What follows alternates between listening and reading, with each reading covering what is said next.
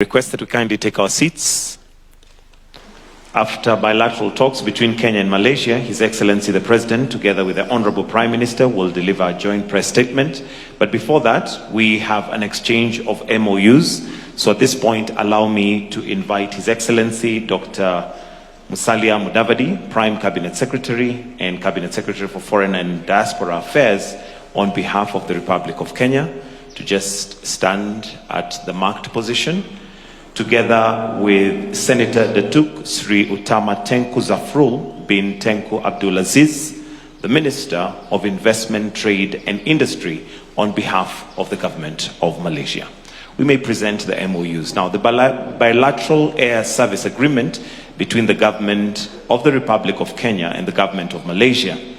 The objective of the agreement is to establish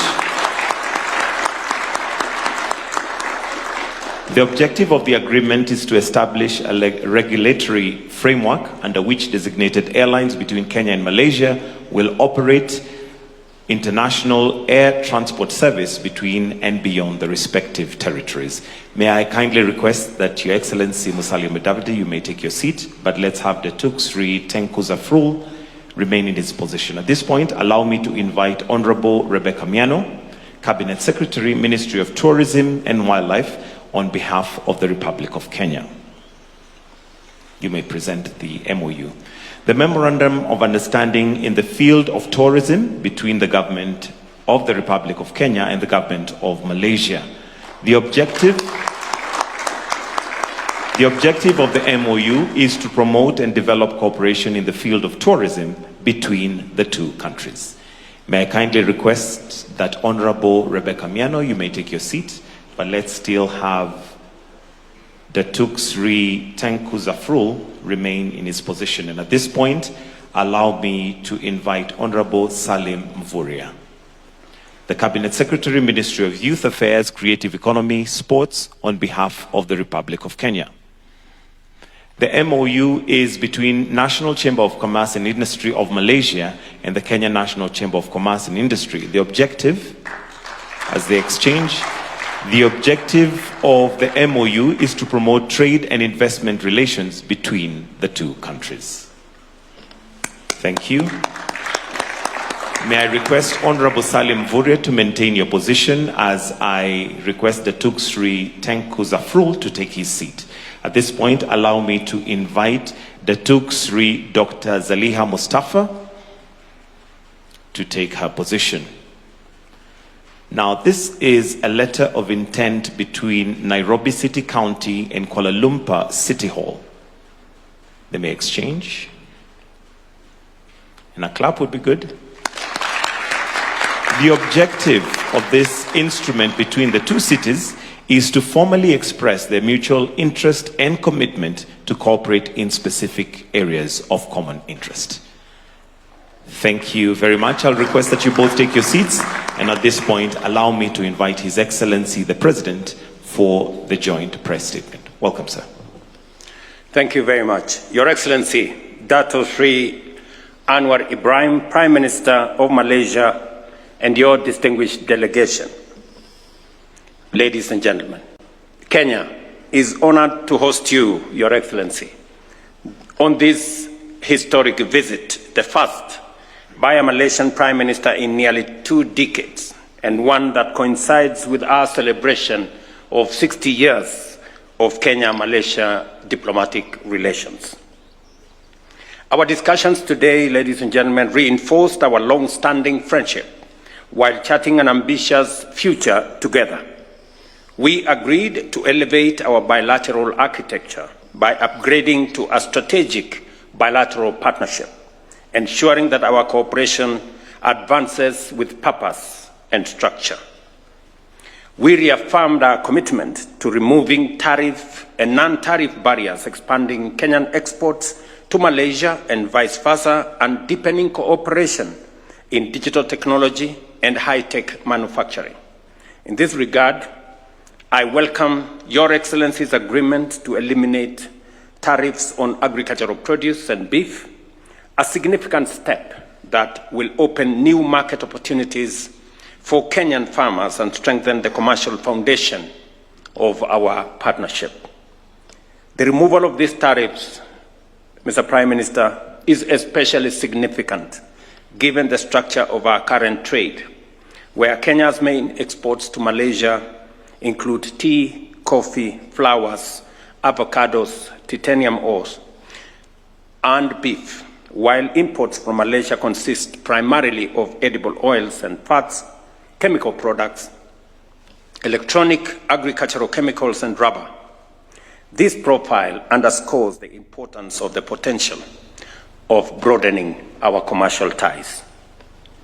Our engagement culminated in the signing of the agreements you have witnessed here, a bilateral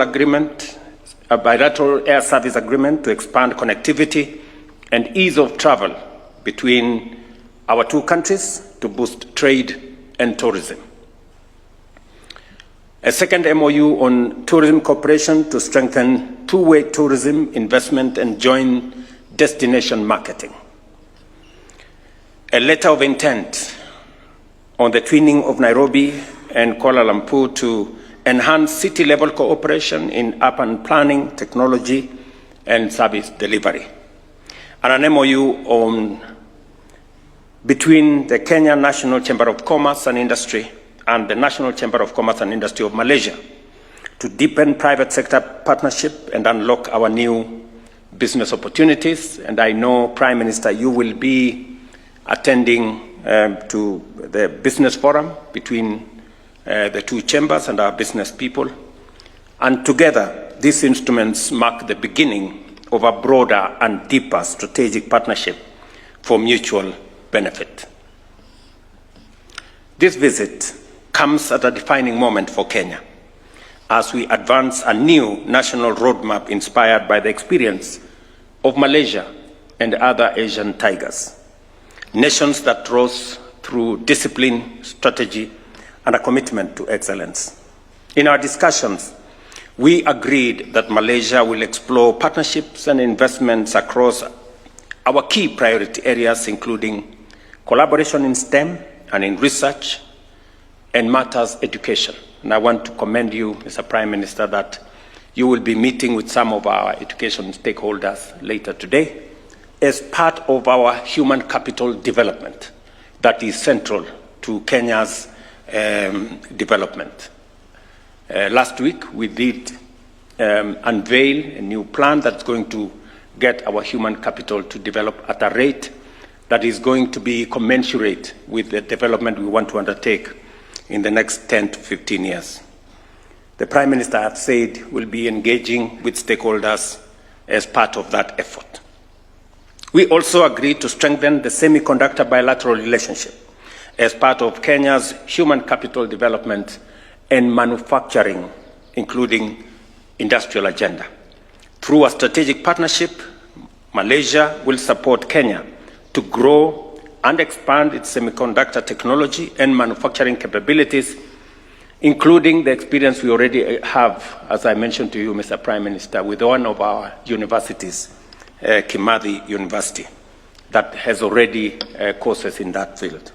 And thank you very much, Mr. Prime Minister, for accepting to support Kenya with training opportunities for our engineers and high-level professionals to support industrialization as part of the diversification of our economy, walking in the footsteps of what your country has done.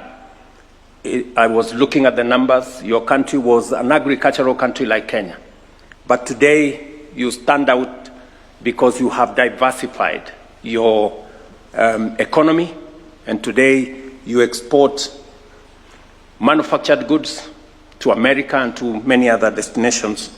And I want to tell you, Mr. Prime Minister, we are walking in the footsteps of Malaysia, and we hope to catch up with you soon. As part of our broader transformation agenda, I have invited Malaysian private sector to participate in public-private partnerships, including investments in road network expansion. And I have informed the Prime Minister that some of your big engineering companies are welcome to work with us as we expand our highways by another 2,500 kilometers and another 28,000 kilometers of road around Kenya. There will be opportunities for private-public partnership. There will be opportunities for investment. And I know that the huge private sector team that came with you will be looking at these opportunities and finding how they can work with their Kenyan counterparts. Additionally, we exchanged views on regional peace, security, and multilateral cooperation. We acknowledged Malaysia's efforts in Eastern Asia region and Kenya's peace efforts in East and the Horn of Africa. We also expressed support for America's and President Trump's intervention in Sudan crisis, which has now escalated into a very serious humanitarian catastrophe. We also reaffirmed our shared commitment on the reform of the global financial architecture and the reform of the United Nations. Africa has demanded 2 permanent seats on the UN Security Council with full rights, including the power of veto, as well as 2 additional non-permanent seats. With 54 countries and a population of 1.4 billion people, it is both unfair and undemocratic for the continent to remain excluded from the world's top decision-making body. I conveyed our appreciation for Malaysia for supporting the upgrade and expansion of the United Nations office in Nairobi, the only UN office headquarters presence in the Global South. Likewise, the international financial architecture must be reformed and democratized to ensure that Africa and the wider Global South are treated equitably so that they can access concessional financing at scale, just as members of the Global North do. Your Excellency, your presence in Nairobi is a powerful affirmation that Kenya's ambition meets Malaysia's experience at exactly the right moment. As we rise, we draw inspiration from nations like yours that embraced bold ambition over limitation and chose excellence instead of mediocrity. Kenya now stands ready to take its place among nations that we started with, like your own nation. When I made a comment in Parliament last week that you were visiting our country, there was tremendous applause because we have been having a big conversation in Kenya about where we are and where we should be. And I am very proud that today we have you right here in Kenya so that even as we have this conversation, we can bring it home with your presence here that Malaysia, which was an agricultural country like Kenya 60 years ago, today has an economy 20 times larger than ours, has an economy that is diversified, has a GDP per capita that is maybe also 20 times higher than ours. And we say this because we believe we can do it the same way your country did it. And I am very encouraged. I am inspired when I look at you, Prime Minister, look at what Malaysia has been able to achieve and the steps you have taken, the decisions you have made as a country, the path that you have chosen that has made you the country that you are today. And as a people, we associate ourselves with Malaysia in many ways. And as you have asked me, I will be visiting, by God's grace, I will be visiting your country next year. And I will carry quite a bit of the private sector with me and many others, so that when I discuss with the people of Kenya the housing program, where the greatest inspiration came from Singapore and Malaysia, they can come and see what Malaysia has done on the housing program. They can come and see the kind of human resource development that you have done. They can also come and see what you have done in matters health, even as we drive our own universal health coverage here in Kenya. It is amongst the lessons that we have learned from your country. And Mr. Prime Minister, I will also have the opportunity, because I've been to your country 3 times, for Kenyans to see the kind of infrastructure, modern infrastructure that you have put up in your country, and the one that we are envisioning as Kenya. And it is really a proud moment for me as I engage with you, because you bring home the many things that we have been discussing as a country as to the possibilities of what can be achieved if the right decisions are made, if we don't compromise, if we don't settle for the average, if we eliminate mediocrity, and we make the decisions that will take our country forward.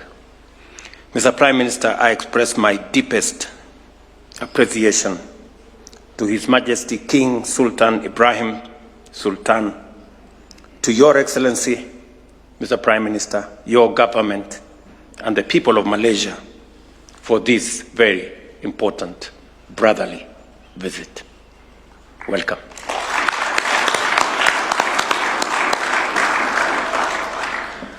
Thank you, President Ruto. And Kenya is a great country for hosting us and my delegation. I'm particularly delighted to be here. It's a great country, great history of struggle. And we have seen under your stewardship the determination to propel not only the economy but the infrastructure, and to ensure that Kenya emerge as a great nation. I mean, you have been extremely humble in your remarks. I've seen the potential. I've seen the enormous strides you have made in the housing sector, for example, which is most commendable. I don't think many countries, including Malaysia, has embarked that fast and that effective, because your passion to provide housing for the people, particularly the poor from Kenya. So congratulations, Mr. President. We have decided, both of us at least, and the government, to enhance the bilateral relations into a strategic partnership which would cover all fields of endeavor. And the traditional agriculture, import, but also in new technology. You are also very concerned on the issue in energy transition and digital transformation, including semiconductors, data center, and AI. And I think we can share our experience and yours through university collaboration, through research, and through various forms of investments. And I think there's absolutely no reason why a country like Kenya, with such enormous potential, and Malaysia, cannot effectively collaborate and benefit from each other's strength. We have been, both have been ex-colony of the West, and it's time that we emerge as a forceful voice, but beginning with, of course, the management of our own country, our economy, our governance, and you see, with clarity of purpose and policies. And I, therefore, must express my profound regards and appreciation for your single determination. You are tough. and certainly a country like Kenya, Malaysia, although we are a democracy, but we need leaders who have clarity of vision, who have firm determination, because otherwise we'll be left behind. And you, President, I'm particularly not only excited but assured meeting you and looking at this country. And of course, the advantage of visits like this is that you prepare, you learn, relearn the new ventures, the new initiatives. And I have great belief that Kenya will be one of the stars in Africa. And I'm therefore, on behalf of my colleagues in Malaysia and the people of Malaysia, not only in expressing my profound thanks to you, but to assure you that we will have to execute this.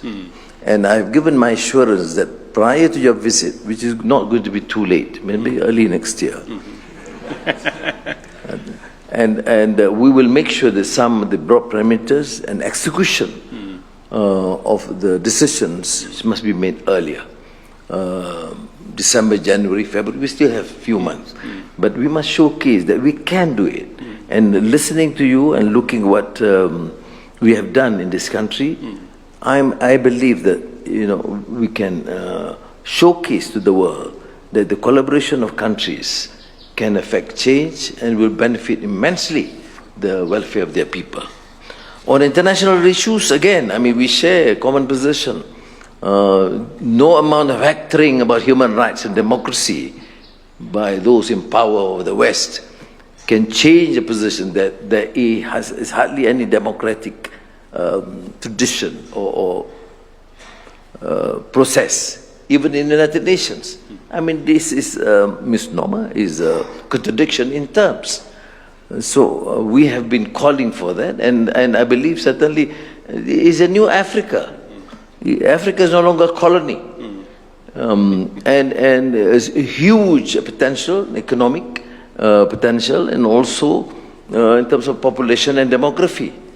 So it is, to me, totally unacceptable for us to accept both the international architecture or the United Nations or trading arrangements the same manner that we inherit in the past.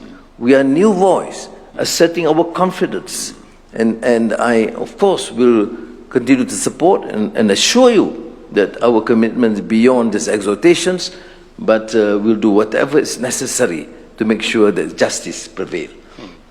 Now, on the issue of Gaza, we did discuss. I mean, of course, the atrocities must end, and we support the initial initiative by President Trump of the United States of America, but of course we call for a comprehensive solution that will assure and guarantee the peace in the region.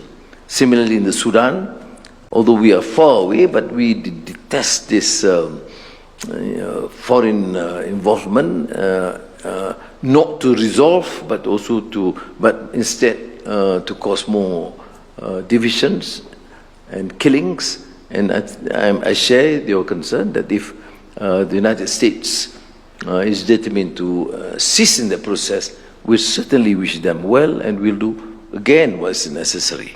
Now, similarly, some of the other countries, Congo, for example, in Africa, and I admire your tenacity to participate in this process, because we need a peaceful region. And if I may conclude by saying that we are fortunate in Malaysia because we're in the ASEAN region, relatively the most peaceful in the world. Well, there are some skirmishes here and there, but certainly it is considered to be one of the most peaceful regions. And all these countries, all my neighbors, all focus on transformation, on effecting changes, and therefore it has become, right now, the most, in terms of economic progress, the fastest growing economy in the world. And Africa has that potential, and we are not just, this is not just a normal diplomatic engagement. I mean, President, you are able to charm us from Malaysia. And I consider this a great visit, short but very meaningful, And we have forged this friendship based on trust and confidence, and I will do whatever is necessary to make sure that we affect the change and the decisions that we have made. Thank you again. Thank you very much. Thank you very much. And just to announce that we have a new tea ambassador, Kenyan tea ambassador in Malaysia.